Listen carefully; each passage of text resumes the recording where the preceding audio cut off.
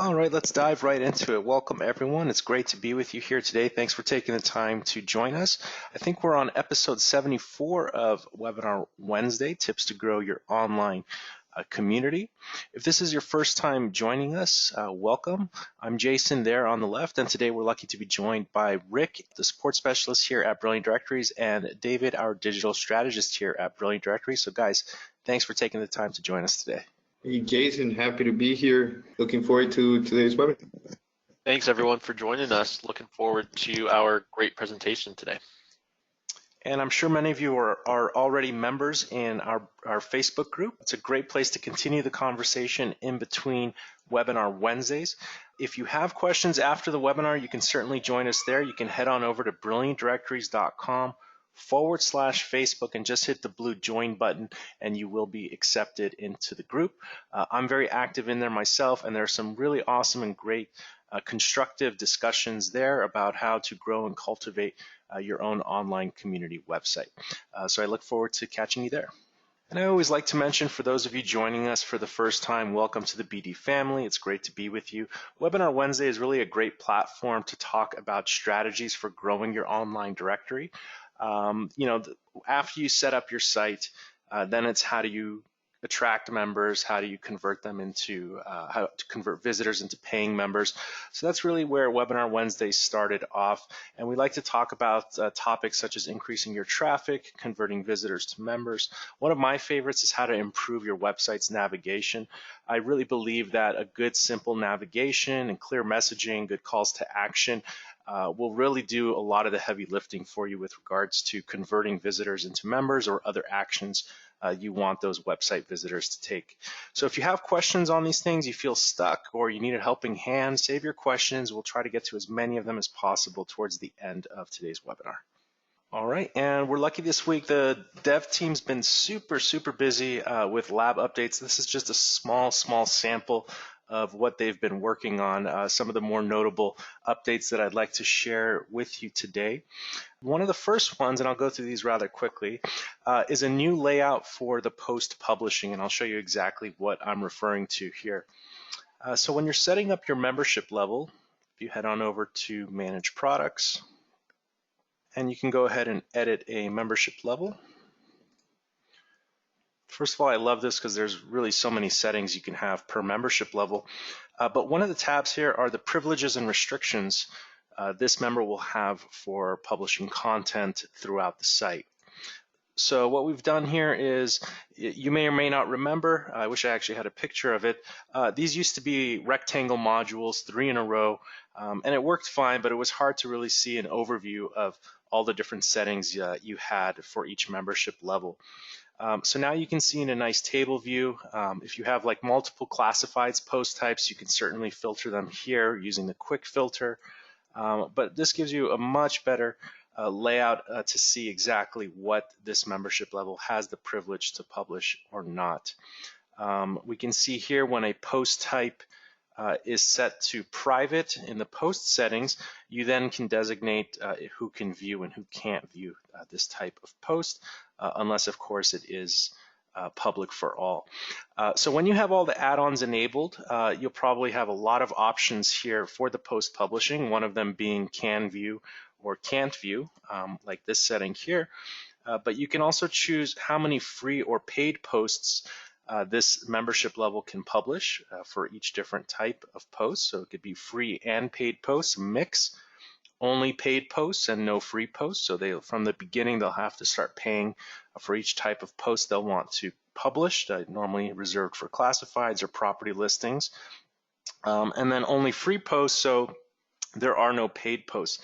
And what's nice about this is you can actually set, when you are offering free posts, what the limit is. So perhaps for new member signups, you want to offer them their first 3 posts for free, and then after that it would be $10 for this type of post. So some good settings there for you. All right, there is also a new layout that your members will see when they log into their member dashboard for their payment history, and let me take you guys there.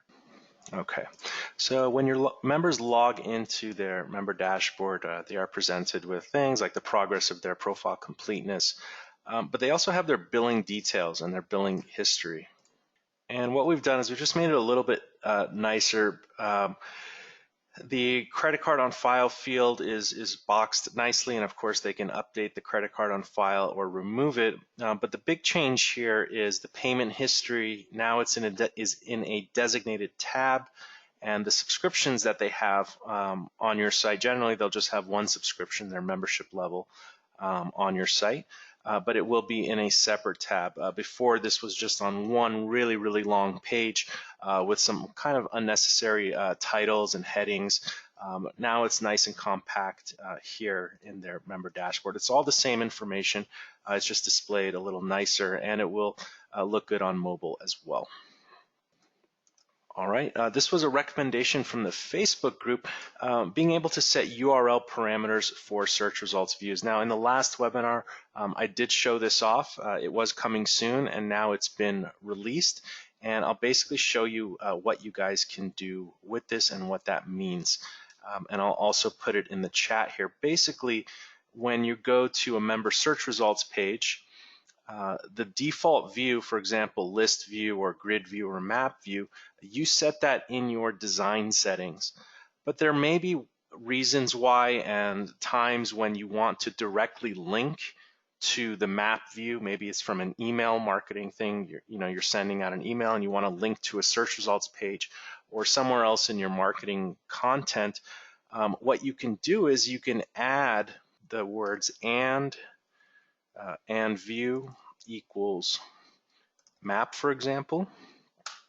And that's going to start this on the map view. So you can have a direct link and it'll override the default view that you've set in the design settings.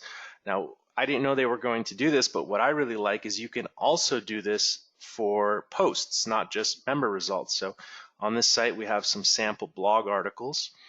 And in this case, if the first thing is a question mark and then it uses ampersand, so and location and map view, if it's the first thing, you're going to want to use question mark. So just do view equals grid,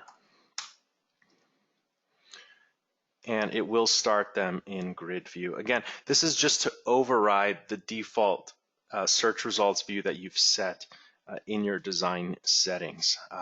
And then if there are posts that have latitude and longitude, like locations, perhaps classified listings or property listings, and if map view is available, you can certainly use map view as well. Okay, great. So you can add that to the end of the search results URL and it will have that view. There's also an easier way to identify members only content in your admin area now. Actually, there's a myriad of smaller updates to control members only content coming down the line this week and throughout this month, and we'll be sure to recap all of them in another webinar segment once they're all available, because they're really nice updates there. But just for this small update here, there's two things that you can set as members only. Basically, it's your web pages or the different types of posts that you have, like coupons, events, and things like that. So for your web pages, you'll now have a badge here. Here's a red badge here. It says members only. So if you're troubleshooting your site or something's not working right, one of the first things we can see is, okay, are there any restrictions for this content? And so now this badge will just provide a little bit of an indicator that page is reserved for members only. And if you are experiencing any issues or access issues for that page, you can come in here and see if you need to remove those settings or change them based on what you're looking to do. So you can do that here under Content, Edit Web Pages, and you'll also see the badge when you protect some of your different types of posts. So if you're protecting your properties or products or whatever it might be, your job listings, you'll now have a little indicator badge here as well. So if we click in here to Premium Secret Articles, just to test the post type we created, it would be in the additional settings, and here we can see members only access. It is set to protect detail pages and search results. Of course, if you want it to be public for all visitors, you can choose keep public for all visitors, and this won't necessarily be protected content on your site. All right, some fun things coming soon. I've mentioned this actually in the previous webinars. We just had a few updates to push ahead of them, but it does look like they're coming down the line.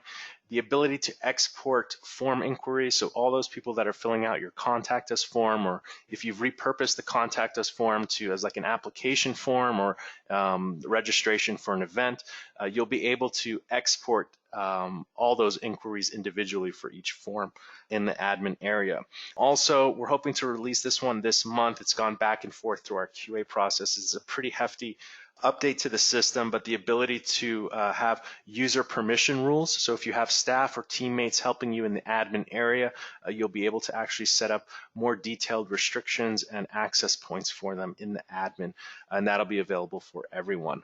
This is a small one, adding an X to clear the location and keyword fields. This one came up a few times in the Facebook group, so those of you who recommended this one, thank you.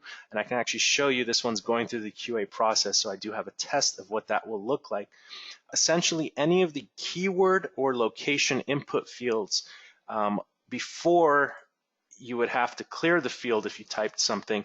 Now there will be, if you guys can see here, there is an X here, which will be very helpful on more so for mobile devices.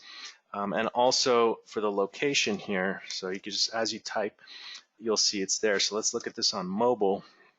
Oh, it's hidden there on mobile, but we can type here. I'll just type Jason, and we see there is an X here. So a lot of us are using that add-on detect visitor location, and it puts in a really long location there. It's just trying to be as specific as possible. And sometimes clearing that, you have to highlight the whole field and press backspace or delete. So now they'll be able to clear the field with the one click of the X here. So that'll be a nice quality of life type of thing for users, especially on mobile devices. And that'll be available for everyone as well. All right, so yeah, lots of stuff coming down the line. Keep letting us know in the Facebook group the types of things you're interested in. Not everything is obviously going to get green lighted or approved, or we can help you find workarounds, but it definitely helps make the software better for the entire community. So thank you guys so much for your suggestions.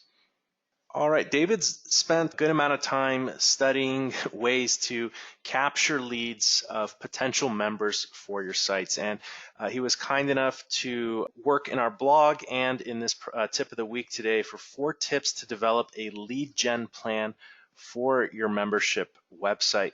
Dave, can you help us understand exactly what this means, developing a lead gen plan for your member site? Yeah, so with membership and directory sites, oftentimes they're set up to generate leads, whether that be for the website owner to build a marketing list and a list of potential future customers and members, or if you're generating leads to then distribute to your existing professional members. So when you're developing either of these websites and you're trying to get them rolling, you really want to start off with a solid plan so that you have kind of a roadmap to follow rather than kind of just going into it blind, shooting for the stars without really any sort of direction. So hopefully these 4 tips will kind of get you thinking about some potential ways to generate leads for your website. Yeah, and the way that I kind of felt about this presentation you put today, it's really a way on how to identify and capture email addresses of people who may be interested in joining your website as a user or a member. Exactly. So we've put together 4 tips that should put you on the right path. So you're going to be able to collect emails of, like you said, interested users and members, be able to establish trust and credibility right from the start, which is arguably the most important aspect of all of this. And you're going to want to as well present your website as a seasoned and a professional company. That goes back into establishing that trust and credibility, and also to demonstrate the value that your website provides to its members so that they can clearly see that they're getting something out of it. It's worth their while to sign up, to pay, whatever it is you're offering. So I want to make a tip about this. When we started Brilliant Directories about 10 years ago, the other co-founder, Matthew Brooks, and I, our first directory, I had one myself for interior designers, and Matt had one for finding muralists. And then we combined our forces. And when we first started building Brilliant Directories, we really just built it as a way to launch more membership and directory sites for ourselves. And so with the click of a button, we would buy domain names, and then we'd launch sites. And we realized that just having the site online, it didn't work. With the tips in here, it's kind of what we use. So when we would launch the sites appeared credible, they offered something to potential users, and they actually came to life. They weren't just like a directory list here. It had these elements to it which did everything David says, like establishing trust and credibility. And these were sites we just launched in a day, and we put them online, and then we did some soft marketing, and lo and behold, people would actually join or engage the site. They would sign up for free. We had some paid signups. People would email in. So we were able to pique interest and rapidly launch a bunch of sites in many different verticals. Some were more successful than others. But I'm a big believer in what we're about to present on today, because we've tried and tested it ourselves, and it will help you out, especially if you're getting started, and especially if you just have one or two website projects and you can give more attention to them. We were trying to just scale and do things in bulk. I don't think that was necessarily the right or wrong thing, but that's what we were doing 10 years ago. So if you do this and you just have one or two projects that you're working on at a time, I think you have a high success rate with being able to at least capture and identify people who might be interested in joining your site. All right, Dave, let's dive right into it. If you can take us with tip number 1 here. Sure. So what you really want to do is take this entire process step by step. Don't try to rush into it or set goals that may be difficult to achieve, at least from the start. A lot of times when people think about starting a lead gen site, they immediately think about generating revenue. And ultimately, that's probably the goal for most of you who do have a lead generation site. However, when we're starting this process to develop a lead generation plan for our website, we want to get to the root of what it is we're trying to do. And ultimately, that's generating leads, that's collecting email addresses. So one of the common pitfalls is to focus too much on that pricing and pummeling those potential customers with offers to purchase or join. And really what you want to do is you want to focus on what those potential members need and how you can provide that to them. So really focus on building that email list. Do some research to figure out what it is these potential customers and members, what it is they really want, and how you can provide that to them. We'll get into this in a couple slides, but you can provide certain things to them for free, and free obviously in quotes, they'll be providing you with their email address. And so you're generating leads that way, and you can build your email list and kind of build trust over time with them. And so that sales cycle may grow out to a couple weeks, maybe a couple months before they end up actually joining your website or purchasing whatever it is you're offering. But you really want to kind of take it slow. Just focus on building your email list, collecting those email addresses, and you can use different methods to go about doing that. And so we'll discuss that in the upcoming slides. Also, another thing, there's an indirect value here. When you're not focused on charging them for their membership and you're trying to provide more upfront value, it does show that you have confidence in your product, that you care about the community at large. They're not going to come to you and see that, oh, you're just about trying to bill them.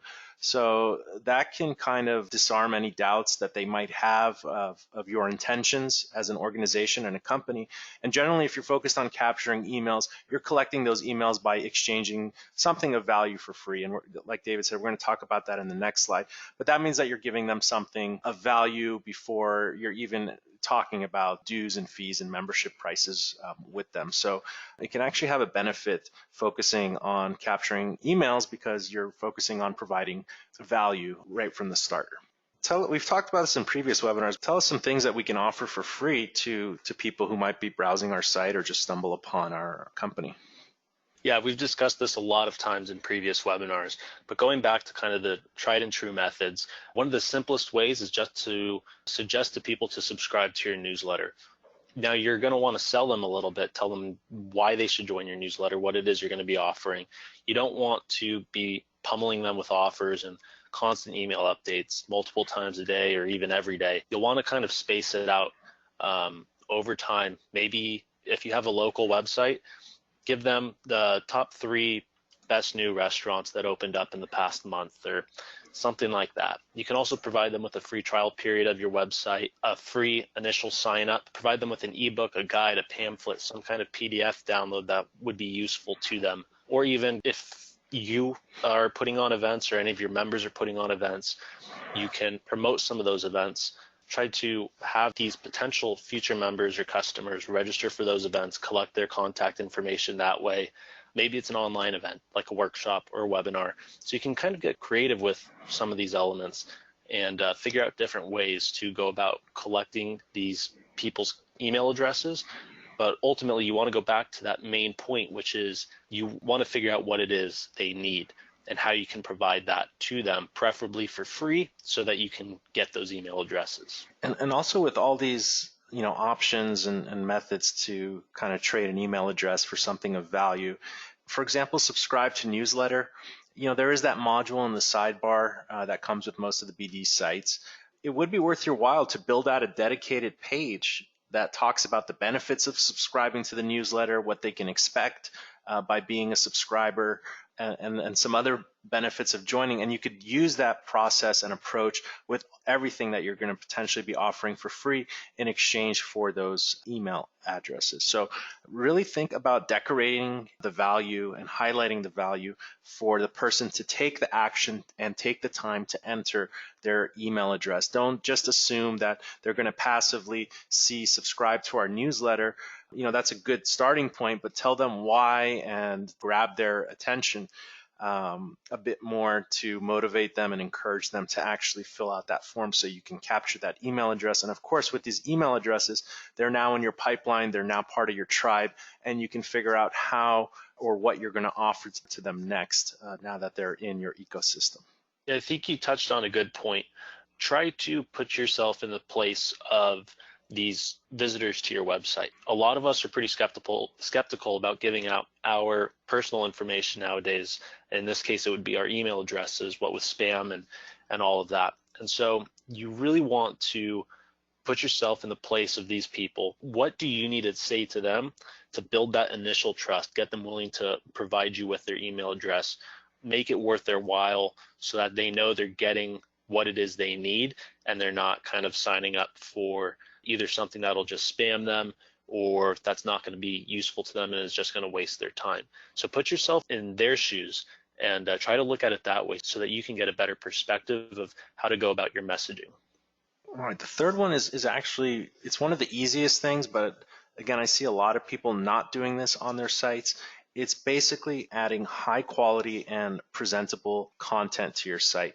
And it really is a case of quality over quantity. Another pitfall I see people fall into when they're first setting up their sites is their main menu on their site, the main menu bar. They try to pack as many pages as possible in there. And while it looks cool that your site has all those things, you're actually diluting the value of some of your most important pages, like your mission or an about page that explains what you can do. Maybe you have a page on testimonials, and every page you add to the main menu, it is diluting the overall value and the direction you're trying to push potential people to on your site. So with everything, it really is a matter of quality over quantity. And I think, Dave, you also wrote the next point here, simplicity over complexity. Can you elaborate a little bit more on what you mean by simplicity versus complexity? Yeah, this again goes back to putting yourself in the shoes of the website visitor. You as the website owner, builder, developer, you know what it is you're offering. You know what the website's capable of. Somebody coming to your website for the first time doesn't necessarily know that. So you have to, again, really put yourself in their shoes. How can you explain it simply to them so that they immediately understand what it is you're providing? Think of your entire website kind of as an elevator pitch. You want to be able to convey what it is you're offering, what the website does, what your goal is, your mission statement, as quickly and efficiently as possible without causing any confusion on the user's end. And also the clear messaging throughout your website, email, and marketing content, and pages that support your mission and goal. Those tie in to the simplicity and the quality. I would rather prefer, and honestly, this is somebody that worked with someone from the developer marketplace, and this is their free sign-up page. And they just used some simple CSS, but they wanted it to be more than just a title. So they just spent more time creating a better design or look, or just adding a few elements. It's nothing fancy here. Here's the sign-up form. It just has some stuff at the top with an image. And they added this here to help increase subscriber signups. And I spoke with this person, and it is working very well. And they don't have many pages of information. They just have a few, but they're really investing time to make those pages powerful and really resonate what the website is trying to connect with the specific member and the benefits of why people should engage with the site and join the site or subscribe to the site. So spending some extra time on just a few key important pages will help a lot with converting our potential visitors into members, or at least collecting their email addresses for some of the free offerings you're going to have. I think this is a great example. If you actually go back to that for a minute, I think it's worth spending 1 or 2 minutes kind of dissecting this a little bit, picking out the key elements that really make it a well-converting page. The first one would just be that it's warming, it's inviting, it's welcoming. Immediately, we kind of have a good feeling when we're looking at the page. Second, there's not a lot of content on it. It's basically a heading, a short little paragraph, and then some bullets on the side of the page. So we're not being bombarded with text where it's kind of overwhelming and we immediately feel like, I don't have time for this, I don't want to deal with it, I don't want to try to figure out what's going on, I'm just going to leave. Instead, it's kind of the opposite. It's really simple. It's easy to figure out what this page is about at a glance. Obviously, there's a really high quality image there, so that gives us a good feeling. And then the subscriber benefits, so we know what it is we're getting. You could replace that with a testimonial, which would kind of do a similar thing, explain the benefits of why you should join this website. So there's really only a small handful of elements on this page, maybe 3 or 4, but those small elements really add up to make it an inviting and well-converting page. Exactly. And again, it really connects with the person and it really gives them an offer they can't refuse. Why? If you're the target market or target demographic for this site, they've really given you no excuse not to register as a free user. I even like the benefits that they mentioned. It's kind of the built-in features of the platform, like bookmarking your favorite articles, asking the business experts, which is just basically sending sending messages to them.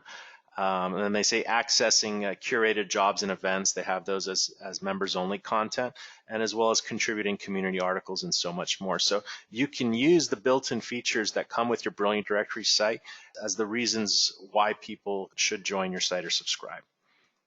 All right, and yeah, remove thin or unnecessary web pages. Less is definitely more, and just focus on really making those few pages that you have excellent. And please, we've mentioned this always in all the webinars, use high quality images. You can just Google free stock photos and make sure that you're using them throughout your site. You don't even need a lot of images, just a good, again, less is more, quality over quantity, just a few good quality images that really set the mood and tone for your site.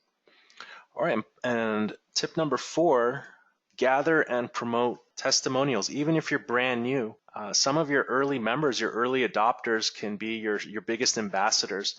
And it's important to not only reward them for their early participation on your site, but you want to try to establish a loyal relationship and reciprocity with them, their feedback, and creating a good relationship with them. They're going to be your biggest advocates as you move forward. So try to gather testimonials.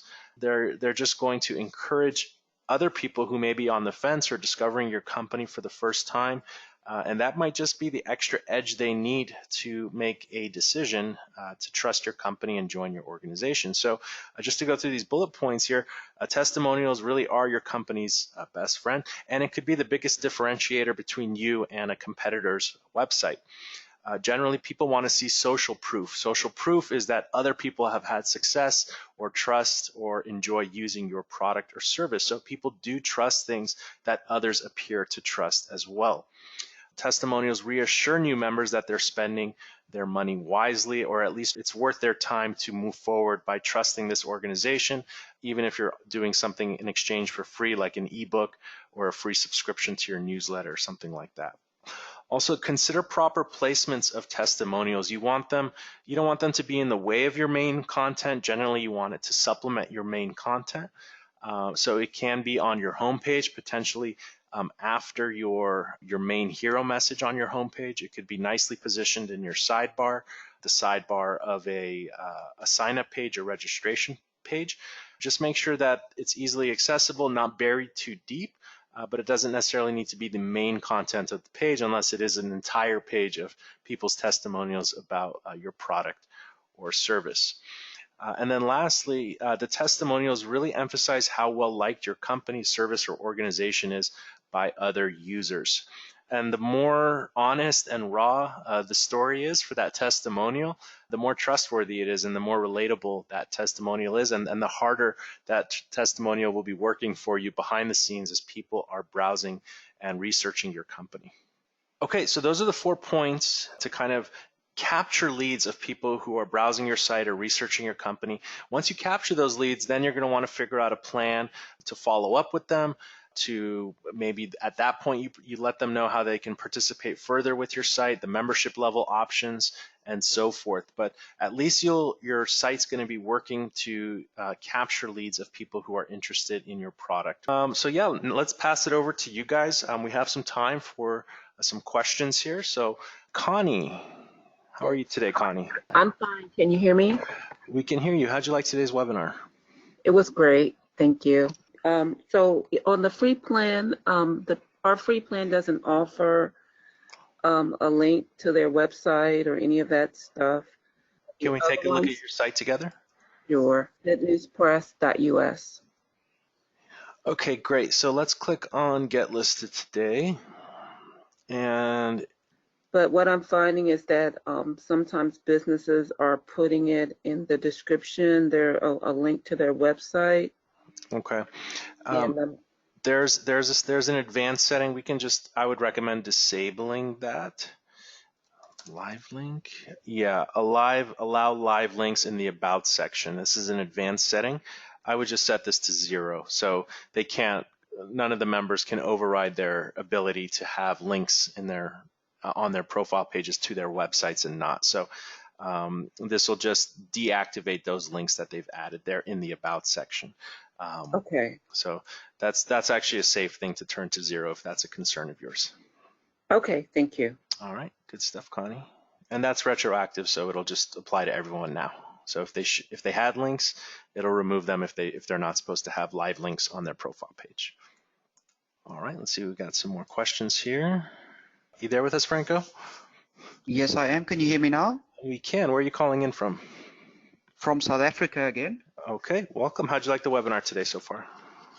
Well, I actually tuned in late because of the time difference. I forgot about it. But I'm glad that I caught the last of it, especially the BD blocks thing. That's really cool. Yeah, Esteban did a fantastic job with that. What time is it there in South Africa right now? Well, it's now 4 minutes past 2 a.m. Since you're up with us so late, what can we help you with today? Someone wanted to pay me cash the other day, and then I didn't really know how to set it up so that an invoice can still be generated without them actually physically signing up and paying via a payment gateway.